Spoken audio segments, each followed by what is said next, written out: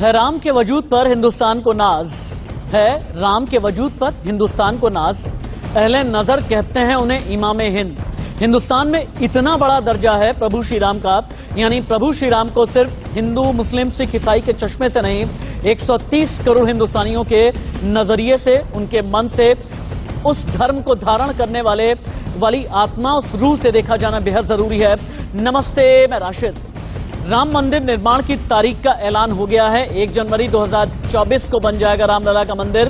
त्रिपुरा में गृह मंत्री अमित शाह ने यह ऐलान किया। अमित शाह ने त्रिपुरा के लोगों से टिकट बुक कराने के लिए भी कहा है।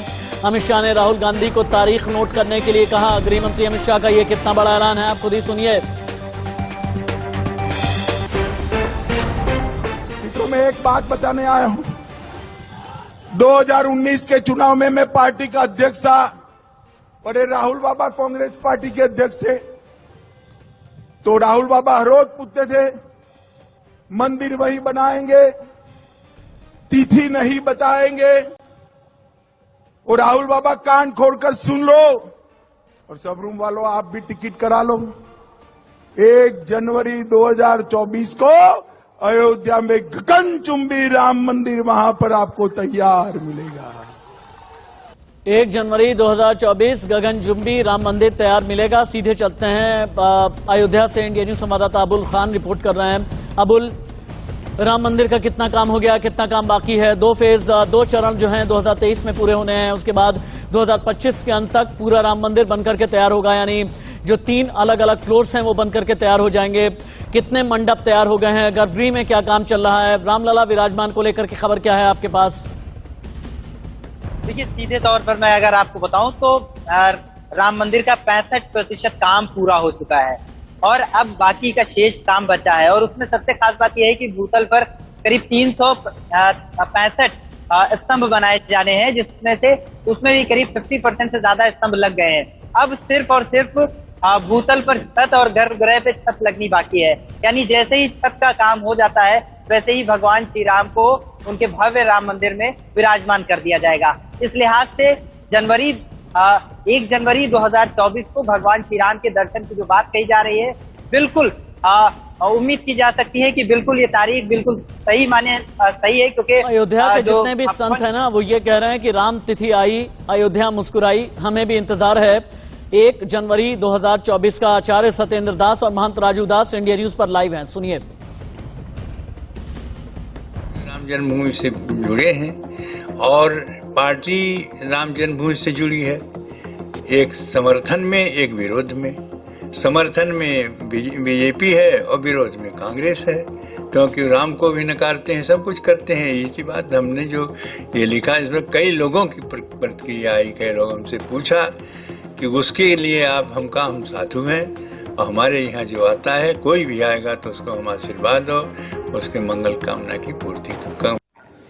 देश के यशस्वी गृह मंत्री जी ने सही कहा है कि 2024 तक भव्य दिव्य राम जन्मभूमि मंदिर बनकर तैयार हो जाएगा, क्योंकि लगातार बहुत तेजी से काम चल रहा है और मुझको लगता है कि यह मंदिर आम जनमानस के बीच में, और जो इतने दिनों से प्रतीक्षा था हिंदू जनमानस का कि भव्य दिव्य राम जन्मभूमि बनकर तैयार हो, जिसमें आम दर्शक अपने ठाकुर जी का दर्शन कर सके, वो दिन जल्द आने वाला है। और 2024 तक भव्य दिव्य राम जन्मभूमि मंदिर में दर्शक अपने ठाकुर जी का दर्शन कर सकेंगे। अयोध्या से मेरा एक अलग तरीके का लगाव है, क्योंकि अयोध्या से महज चंद किलोमीटर के फासले पर ही मेरा जन्म हुआ है, मेरी जन्मभूमि है। पूर्वांचल से लेकर के अवध के साथ में बहुत ही खास मेरा लगाव है। टीवी स्क्रीन पर मेरे बाईं तरफ अयोध्या की अलग अलग तस्वीरें आप देख रहे हैं। नीचे की तरफ हम आपको जानकारी ये दे रहे हैं कितना काम पूरा हो गया है, कितना काम अभी भी अधूरा है। अबुल के पास एक बार फिर से चलते हैं। अबुल, जैसा कि मैंने बताया, अयोध्या के साथ एक बहुत भावनात्मक लगाव मेरा खुद का भी है।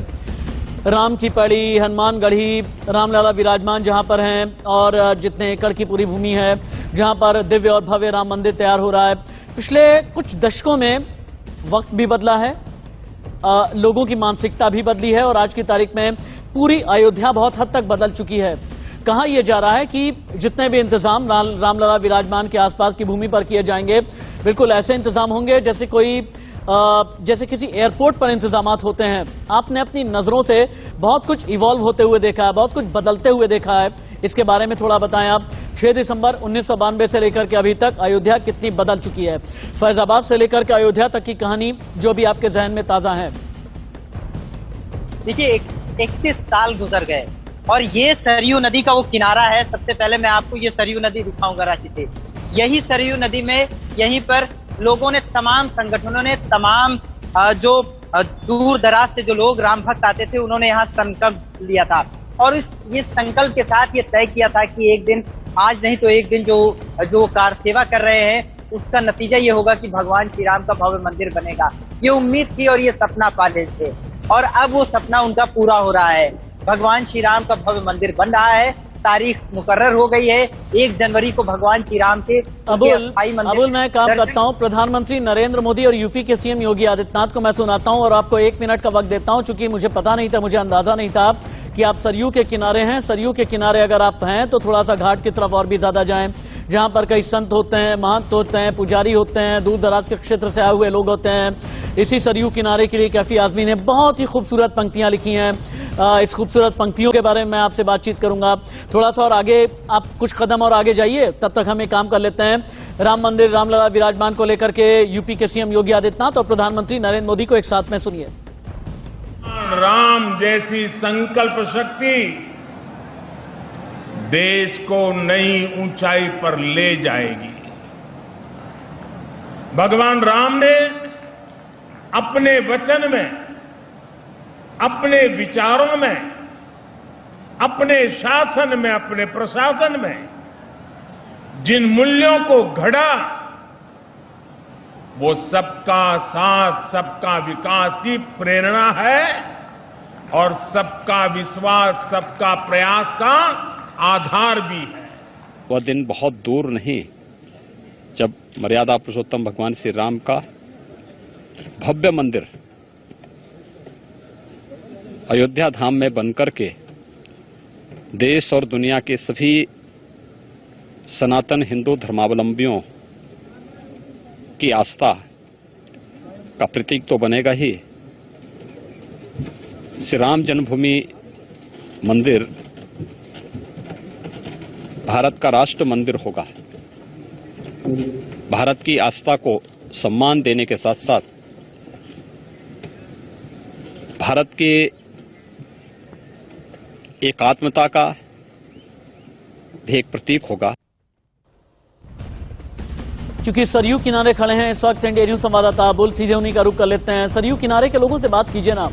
अब जब ये पता चल गया है कि 1 जनवरी 2024 को भव्य राम मंदिर पूरा हो जाएगा, लोगों से बात कीजिए आप, और अगर हो सके तो नाव के अंदर भी जाइए। देखिए अयोध्यावासी तो गदगद है ही, साथ में यहाँ जो तीर्थ पुरोहित हैं, पंडा समाज है, वो भी खुश है क्योंकि लोगों की संख्या भी बढ़ेगी और जो मन में एक सपना था ना, वो पूरा हो रहा है। और इसीलिए अब तो वो घड़ी भी आ गई जो इंतजार था कि भगवान श्री राम अब अपने मंदिर में विराजमान कब होते। तारीख बता दी गई है 1 जनवरी 2024। कैसा लग रहा है?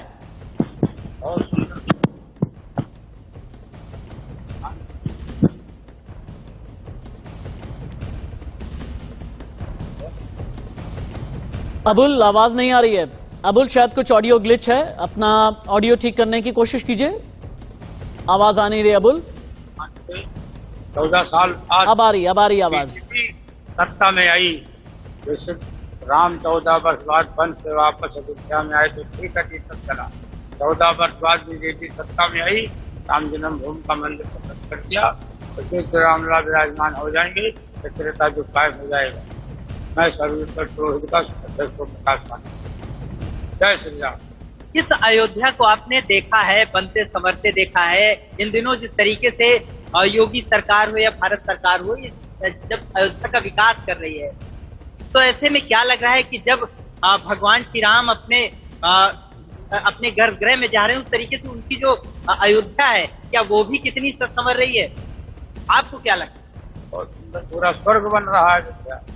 जो कार्य कर रहे हैं बहुत सुंदर कार्य हो रहा है, चाहे सड़क चौड़ीकरण हो या रामलला विराजमान, देश की सरकार कर रही, बहुत सुंदर कार्य कर रही है। ठीक है अबुल, अबुल, फिर से आपके पास लौट करके मैं आता हूं। कैफी आजमी की वो नज्म सरयू किनारे, जब भी आप खड़े होते हैं या सरयू किनारे कभी मैं जाता हूं तो कैफी आजमी की नज्म याद आती है। और 6 दिसंबर 1992 के लिए खासतौर से कैफी ने लिखा है, राम वनवास से जब लौट कर घर को आए, याद जंगल बहुत आया जो नगर में आए, रक्स दीवानगी आंगन में जो देखा होगा, 6 दिसंबर को श्री राम ने सोचा होगा, इतने दीवाने कहां से मेरे घर में आए। अंत की जो नज्म है ना, बहुत ही खूबसूरत है।